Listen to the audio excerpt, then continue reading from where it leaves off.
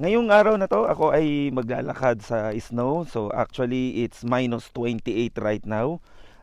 Malakas ang snow. So titingnan ko kung ano ang experience ng naglalakad sa ganitong kalamig na -28 at the same time, napakalakas na 'to. Samahan niyo po ako sa aking paglalakad.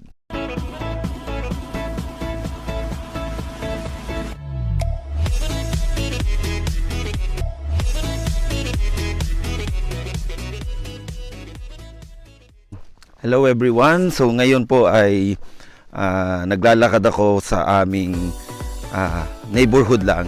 So it's lunchtime.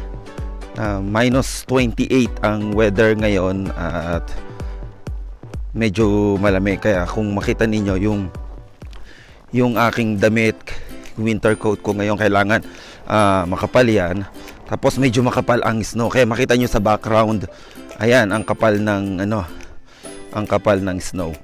So winter pa rin namin ngayon, so still February. Malakas pa rin ang snow.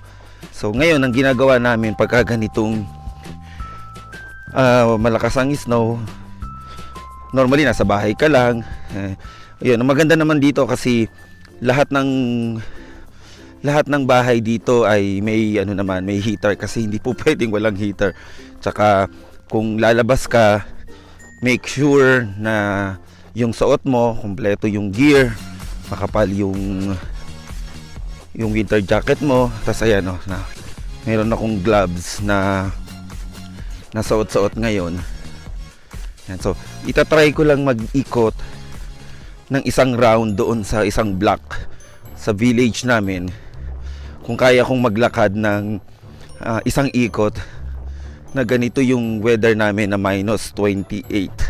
So sobrang lamig. So ang pa ng snow, masyadong makapal ang snow ngayon.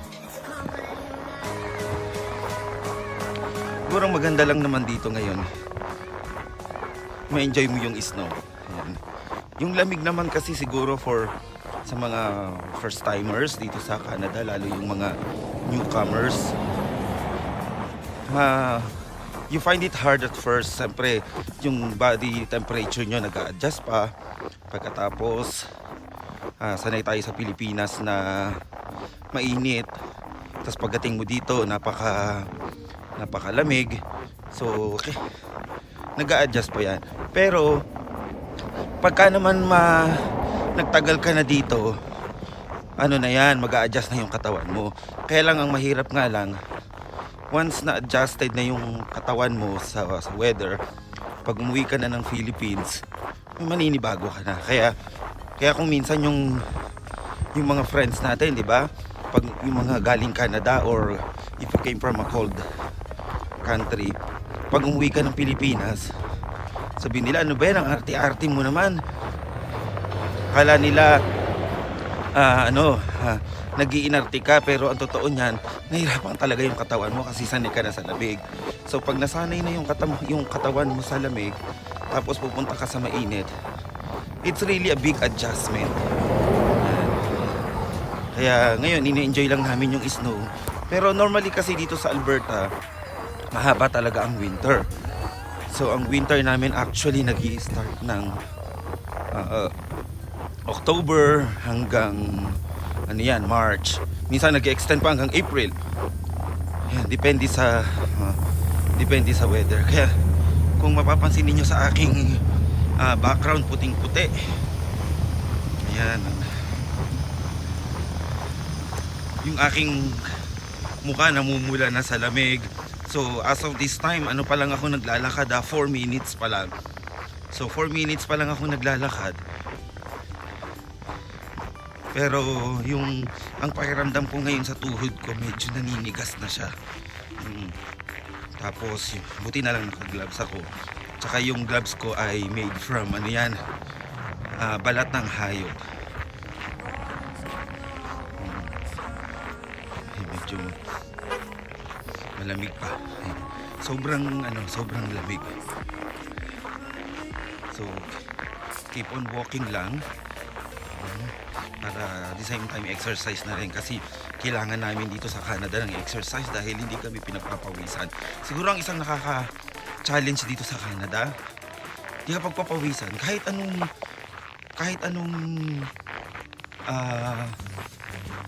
lakad mo, kahit anong exercise mo, hindi ka pagpapawisan. Kaya medyo mahirap lang talaga. Kaya kailangan you need to find way kung papaano mo ma-maintain na healthy ang iyong katawan. Yan. Exercise is very important. Talagang malaking tulong yan dito, lalo na yan. Kung makikita ninyo, ayan na, namumuti na yung aking winter coat ko.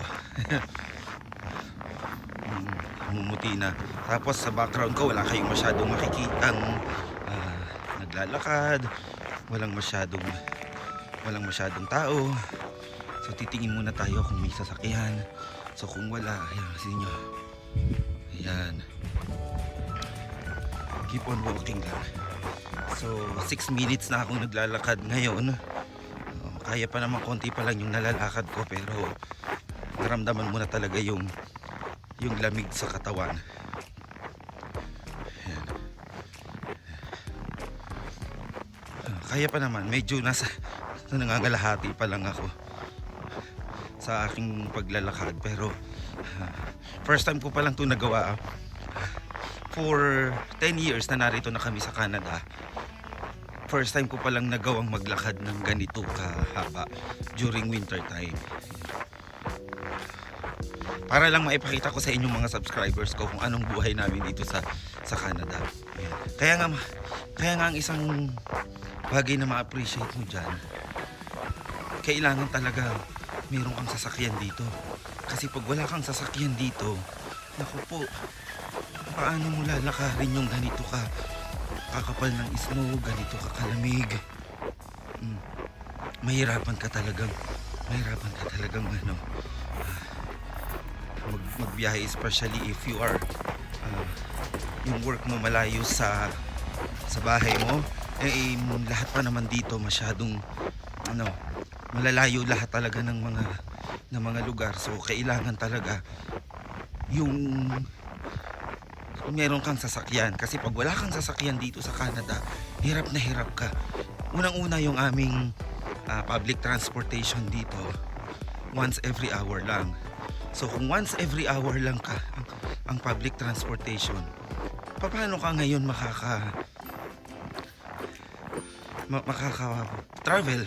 Kaya kailangan mo talaga ng sasakyan. So sa Canada, ang sasakyan, hindi ito luxury kundi necessity. Kasi ang hirap mag-travel dito sa Canada pagka wala kang sasakyan. Kaya naalala ko noon, yung ating camera medyo lumabo na siya. Kasi sa ano na siya nagkaroon na ng moist sa lamig.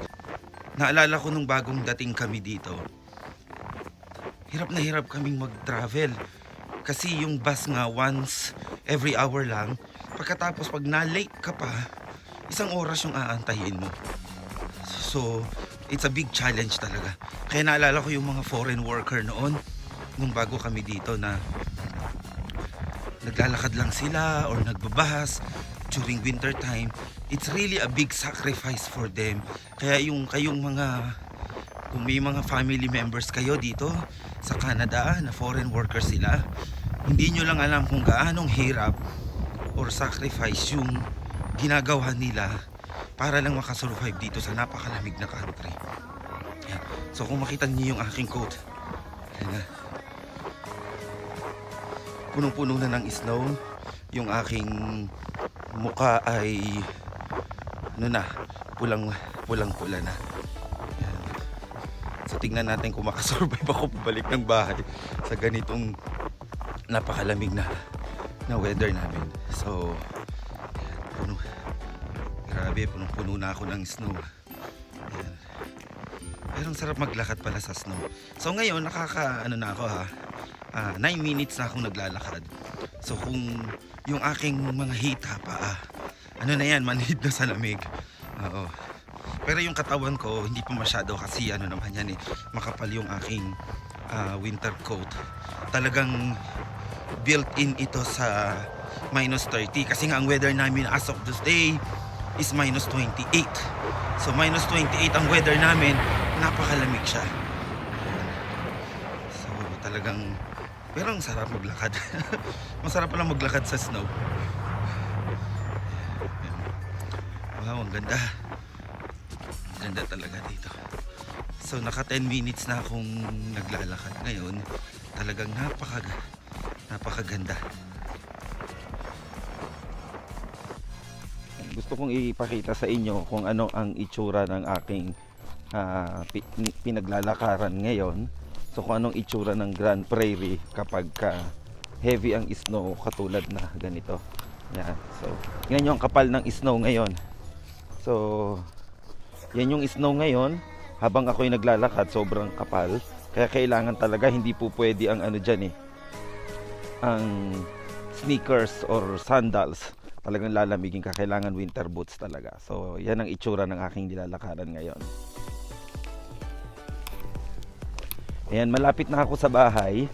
At least naka almost 11 minutes din akong naglalakad dito sa snow na ito.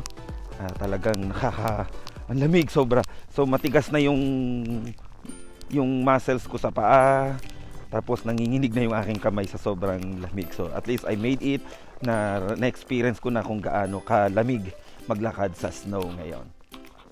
Thank you so much for watching my episode today. At kung kayo po ay mayroong questions or may mga tanong or mga suggestions na gusto nyong i-feature ko sa aking future vlogs, mag-comment lang po kayo at aking i-feature yan sa aking mga future episode. Thank you so much for watching my episode today. And before I say goodbye to everyone, don't forget to like this video and subscribe to my channel. Thank you so much everyone. Have a great night.